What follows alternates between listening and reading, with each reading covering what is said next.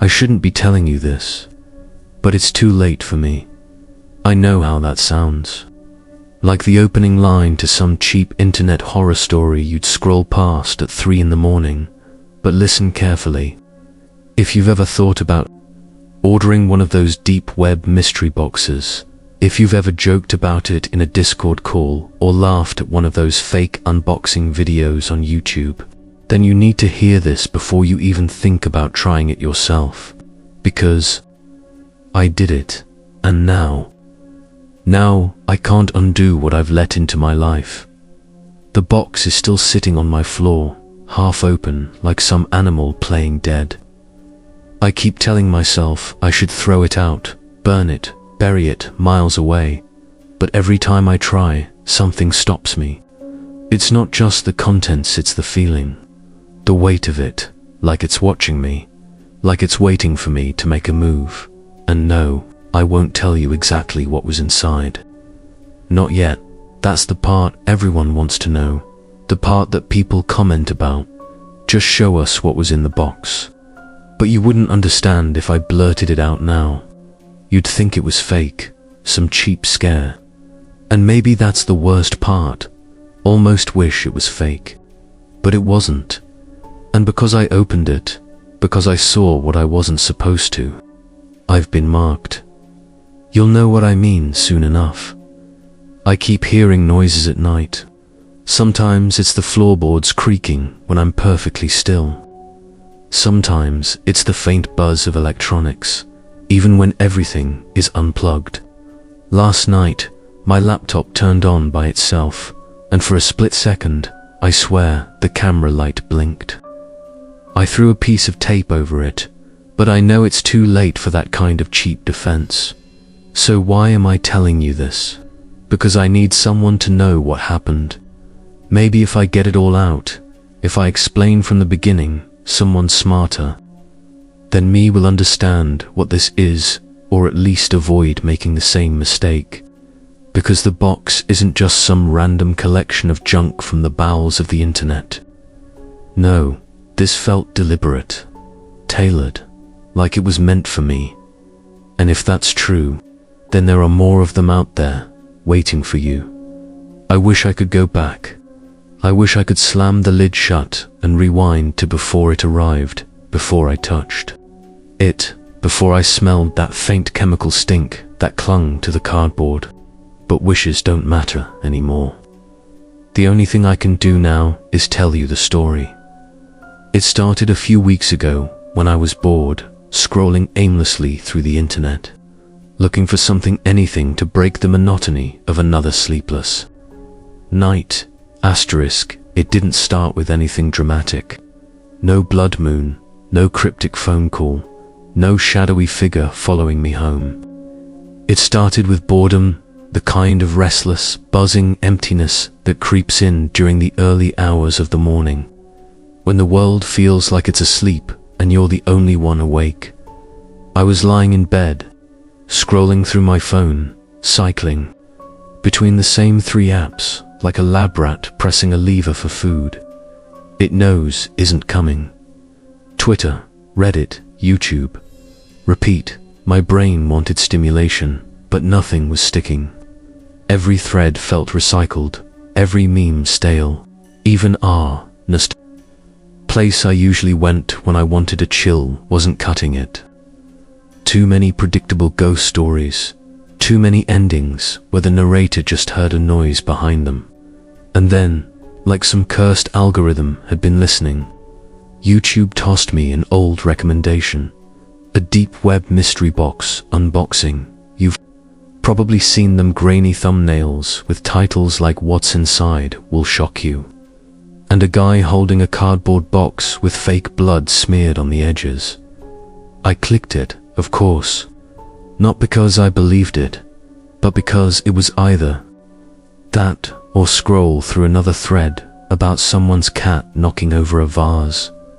The video was laughable. A kid, barely out of high school, pulling out items that looked like he bought them from a thrift store Halloween bin. A broken doll, some foreign coins, a scratched DVD. I rolled my eyes. but I didn't click away. There was something strangely hypnotic about it, the anticipation of the reveal, the way your imagination fills in the blanks. Even if you know it's fake, a tiny part of your brain whispers, but what if it's not? And that's when the seed planted itself. If you've heard my other stories, you'll know I don't make good decisions at 2 a.m. That's when my brain convinces me to order pizza I can't afford, DMXs I shouldn't be thinking about, and apparently entertain the idea of ordering something illegal off the deep web. So I started digging at first. It was surface level, searches, real mystery box, deep web. Do people actually buy this stuff? Mystery box, unboxing not. Fake. Half the results were debunking videos. The other half were clearly clickbait. But buried in a Reddit thread, someone mentioned a link, not directly, of course, but a breadcrumb trail of Tor addresses and half-broken sites. My curiosity sharpened into something heavier. Hours slipped by. The glow of my monitor became the only light in the room. Every click, every refresh, felt like pulling a curtain back on something I wasn't supposed to see, until finally I landed on it. The site wasn't flashy. Plain black background, white courier font text. No graphics, no branding, no attempt to sell itself like a normal e-commerce page. Just a headline in blocky letters, guaranteed to change your life forever. Not for cowards. Underneath, a single option. Order mystery package. $1 to 50. No description of what it included. No photos. Just a warning in red letters. Contents not suitable for everyone. Do not proceed unless prepared. My first instinct should have been to close the tab, clear my history, and run malware scans until my laptop melted. But instead, I sat there staring, my heart thudding in my chest. It wasn't about the box anymore. It was about the promise. Guaranteed to change your life forever. Of course, the rational part of me piped up. This was stupid. It was probably just a scam. I'd be out $250 and get an empty box, if anything arrived at all. But another part of me, darker, more curious, wondered, what if it was real? I justified it the way people justify jumping into freezing lakes or eating questionable street food. It's just an experience, a story, something to tell later. So I clicked. The payment process was sketchy as hell, crypto.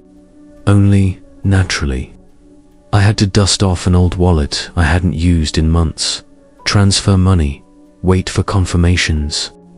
Each step was like crossing a line I couldn't step back over. I kept expecting some pop-up to scream FBI warning or for my laptop to fry itself. But nothing happened. Smooth, too smooth. When the confirmation screen finally appeared, I sat back in my chair, a cold weight settling in my gut. Your order has been received. Delivery in 5 to 7 business days. Do not attempt to track. I stared at those words for a long time. My chest felt tight, like I'd just signed something I hadn't read carefully enough. The tab blinked out on its own, and just like that, the box was on its way. Asterisk 5 days later, it showed up on my doorstep. At first glance, it looked ordinary. Just a cardboard box, about the size of a shoebox, sealed with cheap packing tape. No ominous black wrapping paper, no cryptic symbols scrawled across the sides, nothing like the horror stories I'd read online. For a second, I actually laughed out loud. $250 for this. I bent down to pick it up, and that's when I noticed it. The weight was wrong. Too heavy for something so small, as if the box was filled with wet sand. My fingers pressed into the cardboard, and the texture was damp, not wet exactly, but soft, as though it had been sitting somewhere humid for too long. The return address was a blur of smudged ink.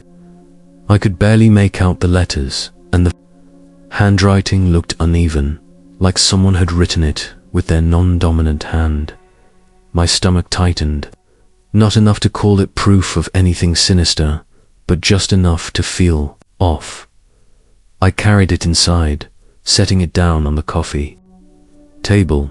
"Dude," my roommate said from the couch, eyeing the package. "Please tell me that's not what I think it is." I shrugged. "It's what I ordered."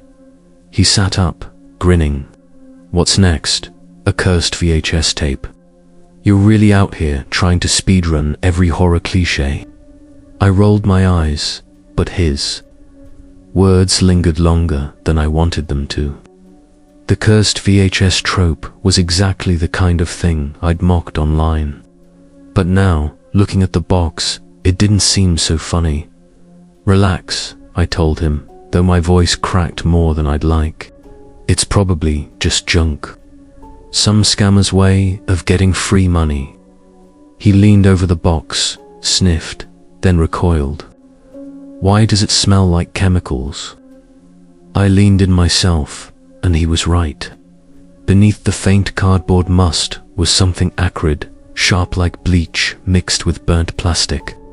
It hit the back of my throat and made me swallow hard. "Old warehouse," I muttered, though even I didn't believe it. "Or a meth lab," he said, laughing nervously. "Seriously, man, you're gonna end up on some FBI watch list. Do not open that thing." But I was already reaching for the tape. Something about the normalcy of the box only made me more suspicious. If it had shown up wrapped in chains or splattered with fake blood, I would have rolled my eyes and tossed it. But this carefully boring package felt calculated, like it was supposed to pass as ordinary until you looked too closely. I sat back, phone in my hand, thumb hovering over the camera app. "You're not actually filming this," my roommate said. "Of course I am," I answered. "If it's nothing, we'll have proof. If it's something, well, people online won't believe me otherwise." He shook his head, muttering under his breath, but I didn't care. Documenting it suddenly felt necessary, like some instinct, screaming that I'd want evidence later.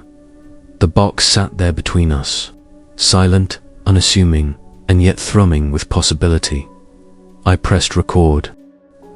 I tore the tape open slowly, more for suspense than anything else, but my hands were slick with sweat. The flap gave way with a dry rip, and for a moment I half expected a spring-loaded snake to pop out. Nothing happened, just the silence of a regular night in a regular apartment.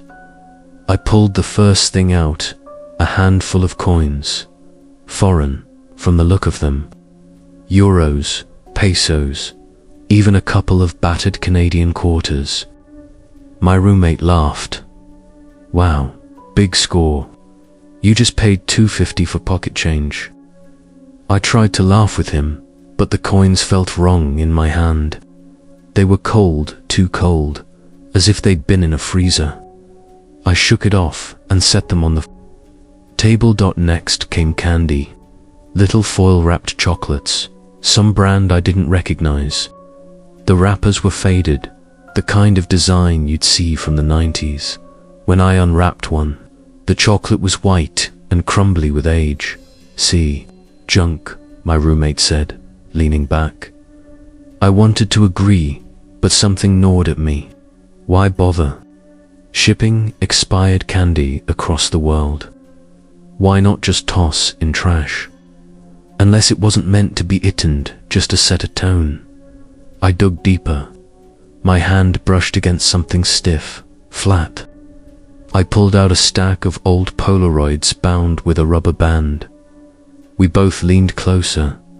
The first photo was blurry, unfocused. A dim room with peeling wallpaper. The second showed a cracked mirror, a faint silhouette reflected in the glass. The third, a child's bedroom, abandoned. The toys scattered like someone had left in a hurry. Creepy, my roommate muttered, but then smirked. Still explainable. Estate sale junk. Some edgy kid trying to freak you out. I flipped to the fourth photo, and my chest went cold. It was a picture of a street corner. My street corner. The angle was unmistakable. The crooked stop sign, the graffiti on the utility box. The time stamp in the corner wasn't old. It was from last month. I slid the photo back into the stack quickly, my hand trembling. Yeah, I said, forcing a laugh. Probably just coincidence. But I couldn't shake the feeling of being watched. The next item I pulled out was a toy. A cheap wind-up monkey, the kind with little symbols. Its face was scuffed, paint peeling.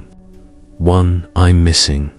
When I twisted the key and let it go, the symbols clashed together with a shrill metallic clang that echoed in the room. It should have wound down after a few seconds. Instead, it kept going, symbols smashing out of sync, until I grabbed it and forced the key backward. My roommate muttered, "Nope, nope, nope. That thing goes in the trash." But I wasn't done. I couldn't stop. Near the bottom of the box, wrapped in paper towels, was a phone. An old model, scratched, screen spiderwebbed with cracks. Battery bulging slightly. It buzzed in my hand. I dropped it, heart hammering. The screen lit up just enough to show a single notification. One new message. My roommate shook his head. "Nope. Don't touch it. That's where people get viruses, or worse."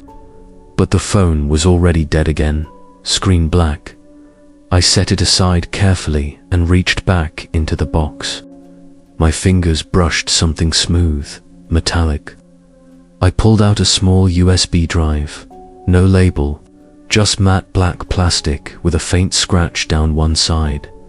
I held it up, and for a moment the whole room seemed heavier. I don't know how else to describe. It like the air pressed down on us. "I'm not plugging that in," my roommate said immediately. "I've seen this movie. That's how you end up on some list." I nodded, pretending to agree, but my mind was already spinning.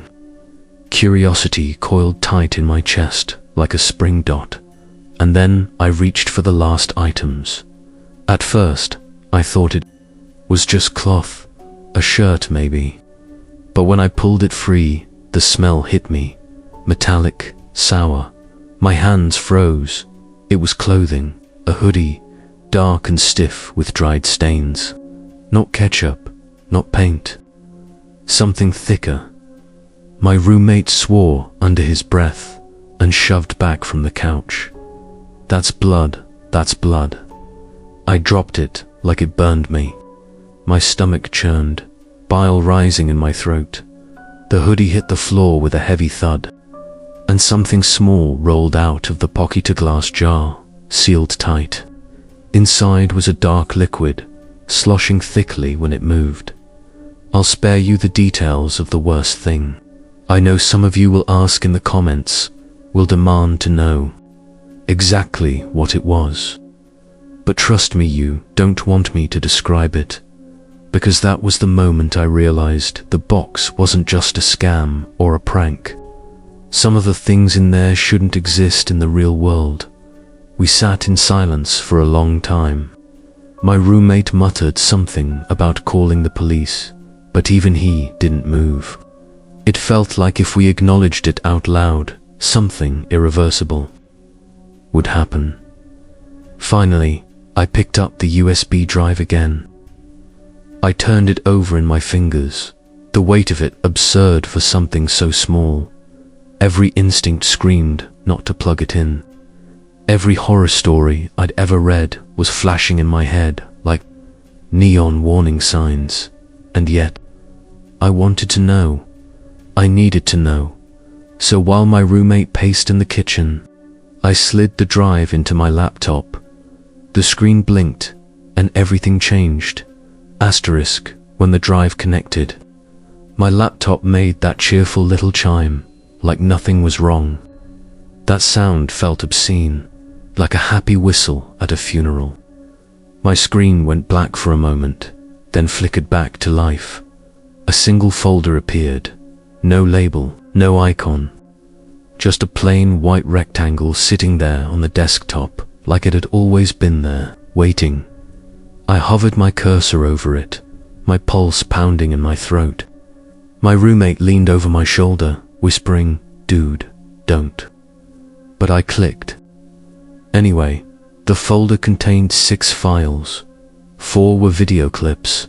1 was an image. And 1 was a text file, hidden so deep in the folder I almost missed it.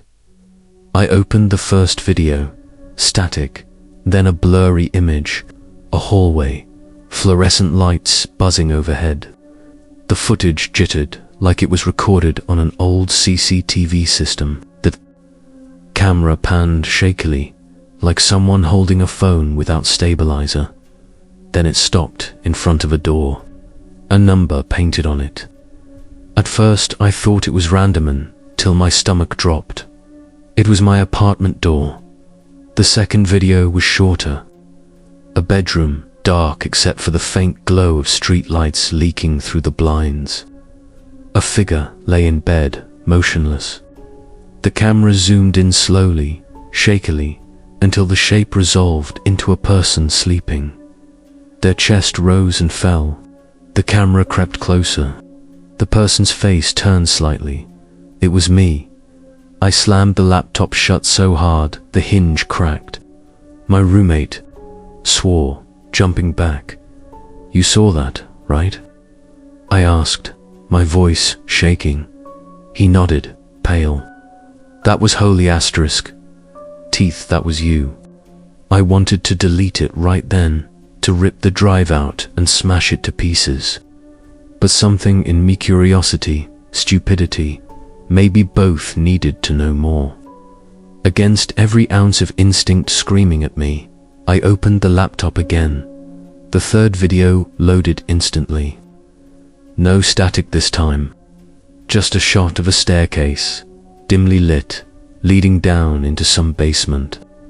The camera lingered for a long time, as if whoever was holding it wanted me to memorize every step. Then a door creaked open at the bottom, and the screen went black. The fourth video was only 2 seconds long. The sound of heavy breathing, and a single whispered phrase, "Phase 2 begins now." I ripped the headphones off. My skin crawled. If you want me to post the video file, don't. Seriously, people keep asking for proof, but this isn't the kind of thing you share online. It's the kind of thing that gets you noticed, gets you on someone's list. If you're sitting there thinking you'd be brave enough to watch them, trust me, you wouldn't sleep afterward. You'd feel like someone was in your room, breathing just behind you. My hands shook as I opened the image file. It was a scanned document, a lease agreement, my lease agreement, my name, my address, my signature, all highlighted, circled. In red, the text file was the worst. It was buried under layers of dummy folders, junk names, empty files like whoever put it there didn't want me to find it unless I was determined. When I finally opened it, my screen flickered, the lights in my apartment buzzing overhead. My roommate swore again, pacing now, muttering that we needed to stop. The file was short, just 3 lines of text, typed in a basic font, subject identified. Observation successful. Phase 2 scheduled. That was it. No context, no explanation.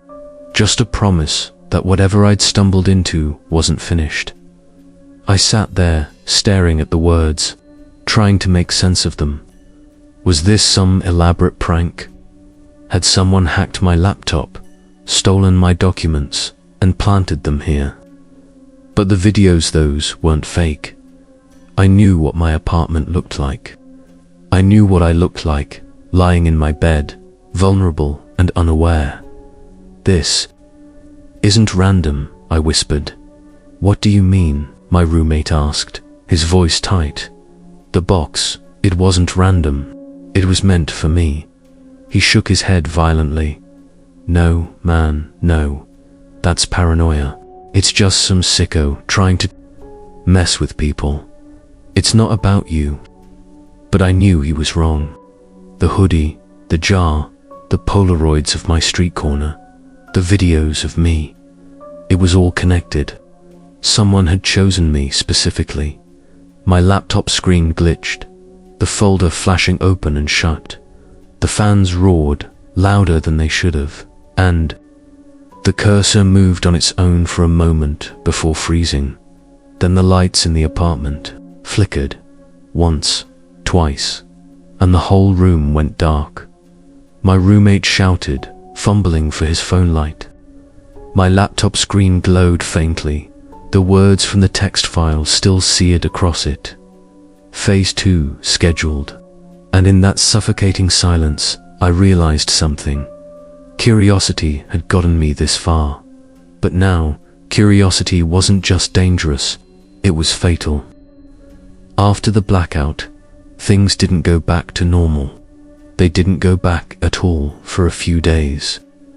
I tried to convince myself it was just stressed at the videos, the text file, the flickering lights could all be explained by some mix of paranoia and coincidence. That's what people do, right? Rationalize, pretend. But then I started seeing him. At first it was just a shadow outside my building, standing under the street lamp across the road. Too far to make out details, too still to be natural. I told myself it was nothing, just some neighbor smoking late at night. But every time I looked, he was there. Same spot, same stance. One night, I stayed at the window longer than usual, pretending to scroll my phone. The figure shifted, his head tilted up, like he knew I was watching. And I swear, even across the distance, I felt his eyes lock on mine. The next morning, my phone buzzed with a text from an unknown number. "We know you opened it." I dropped the phone. My heart stuttered in my chest. When I showed my roommate, he tried to laugh it off. Probably some scammer. "They're phishing. Delete it." But his voice was shaky, and I could tell he didn't believe himself. That night, he went out to meet some friends. I told him to text me when he got home safe. He never did. At first I thought he'd crashed at someone's place, drunk and careless like usual. But by the next afternoon, when his side of the apartment was still untouched, I started calling. No answer, no read receipts, nothing. And then, at 2:13 a.m., I got a message. Not from him directly, from his number, but the tone wasn't his. "Don't trust the files." That was it. For words. I called again and again, but it went straight to voicemail. By morning, his phone was disconnected. I told myself he'd just bailed, freaked out, and decided not to come back. But the more I stared at those words, the less I believed it. Whoever had been outside my window, whoever sent me that first text, they had him now. I didn't sleep that night. I sat on the couch, the box still open in front of me, its contents spread across the coffee table like evidence. The hoodie, stiff with blood, the toy monkey with its cracked grin, the USB drive, which I'd unplugged but couldn't stop staring at. This wasn't random junk. It wasn't a scam. It was bait. The realization settled over me like ice. I hadn't bought a mystery box. I'd volunteered for something, some test, some ritual, some game. And the moment I tore off that packing tape, I'd agreed to play. By dawn, I'd made a decision. Burn it, all of it. burn the box, the clothes, the photos, every last thing until there was nothing left but ash. I carried the box outside, to the alley behind the building. The morning air was damp, the sky washed pale. I dumped everything into a dented metal trash can and struck a match. The flame caught slowly, then roared up. The hoodie curled and blackened, the Polaroids bubbled. The jar hissed as it cracked in the heat. I watched until the fire consumed it all, until nothing remained but smoldering fragments. For the first time in weeks, I felt like I could breathe. But relief is dangerous. It tricks you into thinking you're safe. That night, lying in bed, my phone buzzed again. Same number as before. Burning it doesn't change anything. I stared at the message, the glow of the screen burning into my retinas. My stomach turned cold, because they were right. The box was gone, but the game wasn't. Asterisk, I stopped pretending to live normally after that message. Work emails piled up. My phone buzzed with concerned texts from people I ignored. Meals went cold. On the counter, all I could do was obsess. Sleep became impossible. Every time I closed my eyes, I imagined my roommate's voice whispering those 4 words again. Don't trust the files. I saw the shadow outside my window tilt its head, waiting. The silence of the apartment was too loud, broken only by the dull hum of my laptop as I scoured every forum, every archived thread, every obscure page the search engines hadn't wiped clean. The more I looked, the more I found. Not much, never anything obvious, but scattered crumbs that all pointed in the same direction. Posts hidden deep in abandoned boards, strange strings of numbers hidden inside EXIF data of low-res images, a handful of old Reddit accounts with barely any activity, except for cryptic comments dropped under mystery box videos, not for cowards. Phase 2, recruitment confirmed. At first, I thought it was just Arglavel trolling. You know, like those viral internet puzzles that pop up every few years. But then I started noticing patterns, references that connected across years. Usernames that reappeared, phrases repeated like some kind of password, and the worst part, some of those posts weren't just vague riddles. They were specific. People describing boxes they'd received, items that mirrored mine exactly. A jar of unknown fluid, blood-stained clothing, broken toys, old phones filled with corrupted files. Too many similarities to be coincidence. I leaned closer to the screen, my eyes burning from lack of rest. My hands shook as I scrolled. Each story followed the same structure. Someone bored, ordering a box. The escalating dread. The moment they tried to burn or bury the items, the anonymous texts, the disappearances, but almost none of the accounts ended. They just stopped posting. No explanations, no closure. Like the writers had been cut off mid-sentence. I rubbed at my temples, whispering to myself, it's not just a box. And then, as if my voice had been meant for you instead, I leaned closer, lowering my tone to a whisper. If you've ever thought about ordering one, listen carefully. It's not just a box. It's a recruitment tool. They don't care about the items. They care about what you'll do once you open it, how far you'll go, how much of yourself you'll give up chasing the truth. My reflection in the darkened laptop screen looked hollow-eyed, lips cracked, face pale. I hardly recognized myself. The rational part of me, the version of me that once mocked creepypastas at 2 a.m. kept trying to break through. It whispered, you're spiraling. This is paranoia. You're connecting dots that aren't there.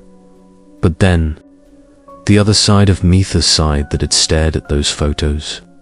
Those files, that burning box, answered back. And what if you're not? I don't know which part of me is right anymore. What I do know is this. The deeper I dig, the less control I have. And the more convinced I become that everything, even this moment, is part of their design. That's why I've started documenting everything, every thread, every text, every flicker of the lights at 3:07 a.m. I have to get it down before it's too late, before I vanish like the others. If you're still listening, you're part of this now, too. Maybe that's what they wanted all along. And maybe that's why I can't stop. Asterisk, it happened when I least expected it.